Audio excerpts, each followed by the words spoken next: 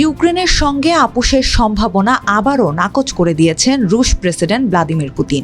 মার্কিন president Donald Trump শান্তির আহ্বান জানালেও 17 ডিসেম্বর এক ভাষণে পুতিন জানান, ইউক্রেনের ভূখণ্ড ছাড়ার প্রশ্নে রাশিয়া কোনো ছাড় দেবে না। প্রয়োজনে বল প্রয়োগ করে ভূখণ্ড দখল করা হবে। ব্রিটিশ সংবাদ সংস্থা বিবিসি এই তথ্য নিশ্চিত করেছে।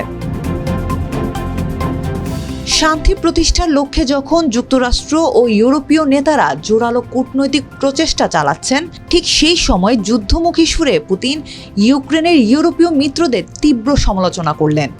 রাশিয়ার প্রতিরক্ষা মন্ত্রণালয়ের বার্ষিক বৈঠকে দেওয়া এক বক্তব্যে পুতিন বলেন, রাশিয়া চায় কূটনৈতিক আলোচনার মাধ্যমেই যুদ্ধের মূল কারণগুলো দূর করতে। তবে ইউক্রেন ও তাদের বিদেশি মিত্ররা যদি প্রকৃত আলোচনায় বসতে রাজি না হয়, তাহলে রাশিয়ার সামরিক শক্তি ব্যবহার করে তাদের দাবি করা ঐতিহাসিক ভূমি দখল করবে। পুতিন এখানে যে অঞ্চলগুলোর কথা বলেছেন, সেগুলোই এখন চলমান শান্তি আলোচনার সবচেয়ে জটিল ও গুরুত্বপূর্ণ বিষয় হয়ে দাঁড়িয়েছে। ইউক্রেনের কোন কোন ভূখণ্ড নিয়ে কি সিদ্ধান্ত হবে এবং দেশটির জন্য কি ধরনের নিরাপত্তার নিশ্চয়তা দেওয়া হবে, এই দুই বিষয় শান্তি আলোচনার পথে সবচেয়ে বড় বাধা হয়ে দাঁড়িয়েছে। এসব ইস্যুতে ইউক্রেন, যুক্তরাষ্ট্র, ইউরোপ ও রাশিয়ার অবস্থান একে অপরের থেকে আলাদা। রাশিয়া ইতোমধ্যে ইউক্রেনের দনবাস অঞ্চল অবৈধভাবে দখল করলেও পুরো অঞ্চল এখনও তাদের নিয়ন্ত্রণে আসেনি। যুক্তরাষ্ট্র ভিত্তিক সংঘাত পর্যবেক্ষণ সংস্থা institute for the study of ওয়ারের বিশ্লেষণ অনুযায়ী, বর্তমান গতিতে এগিয়ে গেলে রাশিয়ার পক্ষে 2027 সালের আগস্ট মাসের আগে পুরো দনবাস অঞ্চল দখল করা সম্ভব হবে না। গত 15 ডিসেম্বর ইউক্রেনের প্রেসিডেন্ট ভলোদিমির জেলেনস্কি পরিষ্কার করে বলেন, পূর্ব ডনবাস অঞ্চলের যে অংশগুলো রাশিয়া সাময়িকভাবে দখল করে রেখেছে, সেগুলো ইউক্রেন কখনোই রাশিয়ার ভূখণ্ড হিসেবে মেনে নেবে না, না আইনের দিক থেকে না বাস্তবে। 17 ডিসেম্বর রাতে দেওয়া আরেক ভাষণে তিনি পরোক্ষভাবে রুশ প্রেসিডেন্ট ভ্লাদিমির পুতিনের ঐতিহাসিক ভূমি মন্তব্যের জবাব দেন।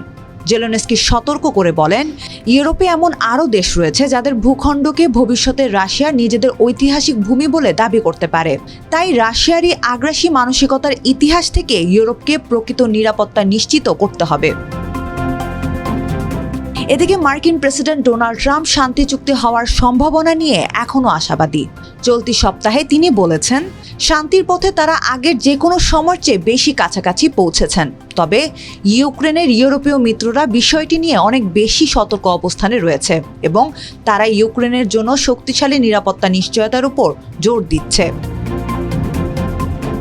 পুতিন তার বক্তব্যে যুক্তরাষ্ট্র ও ইউরোপের এই ভিন্ন অবস্থানকে আলাদা করে তুলে ধরেন। তিনি বলেন, বর্তমানে রাশিয়া যুক্তরাষ্ট্রের সঙ্গে সংলাপে রয়েছে, কিন্তু ইউরোপের বর্তমান নেতৃত্বের সঙ্গে শান্তি নিয়ে অর্থবহ আলোচনা সম্ভব নয়। যদিও ভবিষ্যতে ইউরোপের সঙ্গেও সংলাপ হবে।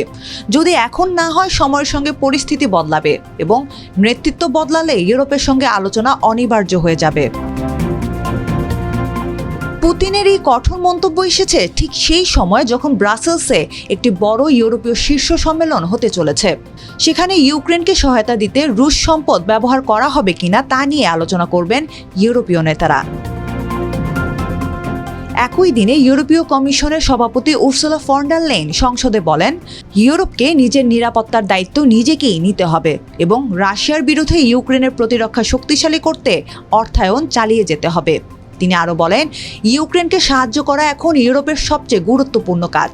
সামনের দিনগুলোতে নিরাপত্তা নিশ্চিত করার জন্য গুরুত্বপূর্ণ সিদ্ধান্ত নিতে হবে এবং ইউক্রেনের যুদ্ধের খরচ কিভাবে করা হবে তা ইউরোপকেই ঠিক করতে হবে।